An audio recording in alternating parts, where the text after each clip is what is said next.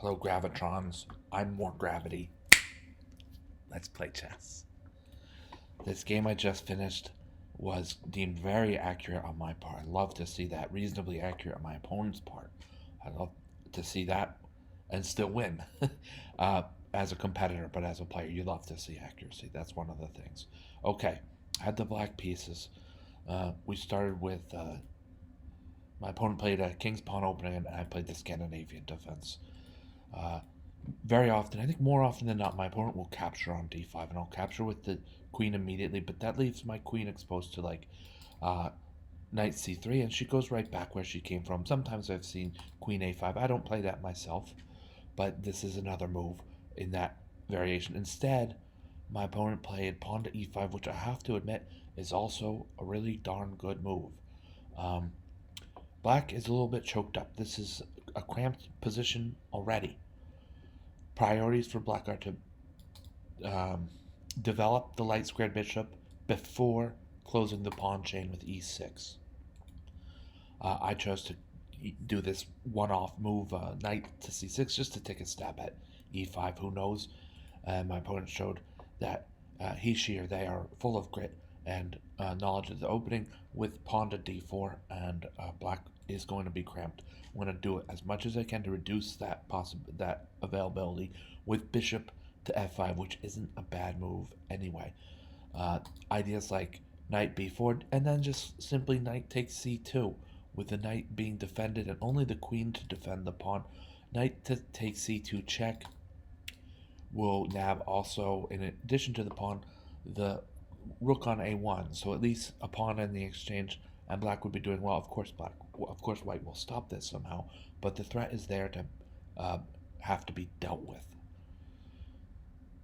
Bishop c5 is a grand way of doing so. Pin that knight, at least delays it. And I'll say, okay, the knight's pinned, but he's also protected by a pawn. I'm not too worried. We'll get on with things with pawn to e6, making way for black's dark squared bishop, who even with this strong pawn presence on the dark squares in the center, still has more than one good developing move available. Bishop to f4, developing a piece, making really rock steady this pawn on e5. And I had to do something to shake things up. Pawn to a6, bishop a4, pawn b5, and bishop to b3. So black has bought himself some space on the queen side.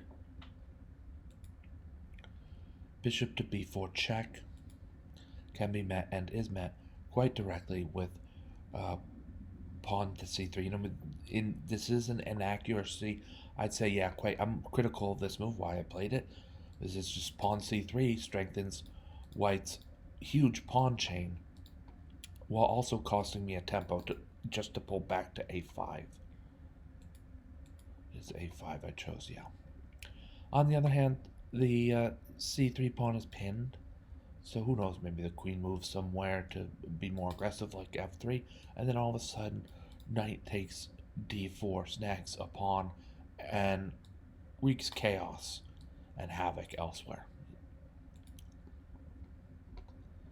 Knight f3, simple development.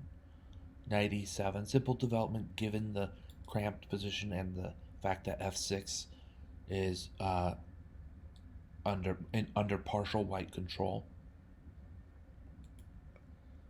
Castle's kingside, castle's kingside. And with bishop to c2, we see that black is not afraid to recapture on f5. This knight will actually be a good aggressive piece stationed on f5, for it will take a real weakening of white's kingside pawn wall to boot that knight from this semi-outpost. Pawn to g4. If white wants to boot this knight, as he is now at f5, it'll take pawn to g4, and that weakens white's king position. But that's not the only way to go about things. Like I said, with There's also like knight h4, for instance, getting at the knight in a different way. But even then, that costs time. Bishop g3 required to protect knight h4. So it is. Bishop takes f5. Knight takes f5. Like I said, now this knight is on sort of a semi-outpost. He's doing well positioned where he is near the center of the board. Knight g5. I'm critical of this, so torch. Just a waste of time because of h6, and then right back to f3. And now it's white's turn to move in a position that's stronger for black. Or it's black's turn to move in a position that's stronger for black. Having created a luft, having claimed the g5 square, and rook to b8, I thought, improve your weakest piece. In this position, one of the rooks is my weakest piece. I'd say it's the rook on f could improve to e8, but it's not really an improvement. So I improved my weakest piece with rook to b8, just giving him more squares of control, helping control any action that might occur on b4. Rook to e1, b takes c3, knight takes c3, rook takes b2. Black is ahead a pawn and is doing well in other respects. There's a hardy fight for the center. I don't even diagram it, take too long, but yeah, there's tons of attention towards the center of the board, and while people are occupied there, it's kind of like going to the sides of the midway line in a game of capture the flag, walking onto your opponent's territory just slowly and kind of like looking around without being all too obvious. This rook on b2 is sneaking in on the sides, on the periphery. It's a classic warfare technique to outflank your opponent. If you've ever seen a Civil War movie, most of them will include some discussion of flanking.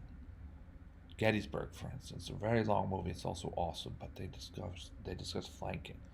All right, so I played rook takes b2. Also undermines the defender of the knight at c3, who is now pinned to where it was for a little while, the rook at e1. So black's this is actually rook takes b2 is actually quite a great move here. And black is not afraid to capture on c3 and lose the c6 knight while capturing white's c3 knight, because after queen takes c3, black wins the exchange on e1, and this is very often enough for a win. We have the exchange. Black has the exchange and a pawn, so this might lead to a win. And in this particular game, it did. I won this game. I usually review my wins, so you might have guessed that or known that. Rook to a2, pawn to g4. Just some moves, testing out different tactical ideas.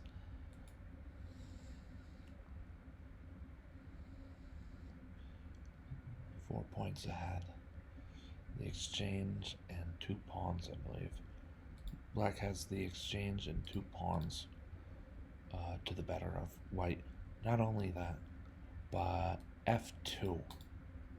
I mean, black is threatening checkmate here with queen takes f2, king to h1, and then queen to either g2 or h2, or queen takes e1. There's three different ways to mate. So white is there to answer the call for now with bishop to g3. Just capture another pawn. There's not all that much else to do. It turns out to be computer best. I thought that might be. I don't know. Anyway, queen takes c7. I'm still not convinced that black doesn't have something strong here against white's king side.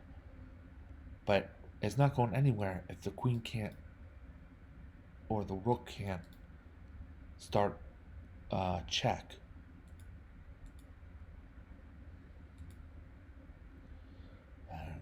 A queen to a5 kind of lets black's rook into the mix. The black's, I guess you could call it the second rook, but the rook at f8 is now menacing. Part of the reason we play this as black is because our king's safe even without the rook by his side. Or it's at least worth the attacking pressure. Yet this king, yeah, he can be checked once the rook moves in some circumstances, but he'd go to h7 and actually be pretty safe on a light square. My opponent has a dark squared bishop and so on. My opponent plays h4, and that, yeah, I'm critical of h4. Just, it's gonna give black a time to attack. Note too that the pawn on a6 I think had been targeted, but is now protected by black's queen on e2. So h4, not knowing that there was necessarily a force, but kind of feeling the opportunity, kind of sensing the blood. Black gets sanguine and plays rook to b1 check, king to g2. Now we see that there's a forced mate on the board by the evaluation bars. The evaluation bar, king to g2, queen to e4 check, and now mate is close enough I can see the continuation. There's a couple ways to continue. One would be queen to f3, but that's not necessary because rook to h1 check can do it, and black can be sure of white's move here, right? It's only one move. Bishop to h2, it's only move, and then of course, then queen to f3 completes a checkmate against white, controlling all the squares along the g file. Blocked by a pinned piece in one direction is white's king. I should say this. The black's queen is controlling the g file, or the relevant squares on the g file. White's bishop is pinned to white's king on the h file and also blocking a square that would in some ways maybe be considered a square to which to flee. And h4 is blocking white's king to escape down the h file. Anyway, what do you want to say about this? Just basic stuff. A lot intermediate players and up will know this when you're going in for but for others out there, you're going in for checkmate. You definitely want to think about your opponent's, how your opponent might flee, and that his, her, or they own pieces might block their escape. Now, this highlights that because if h4 is, open, then king h4, and there will probably still be checkmate, but it won't occur in exactly the same fashion. There will still be checkmate. If this is gone, then king must move to h4 to escape the check. Rook takes h2, checkmate.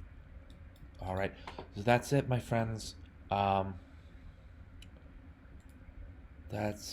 think that's it for broadcasting, probably for the day. So thank you all for watching. Thank you, Gravitrons. I'm More Gravity. Have a great night.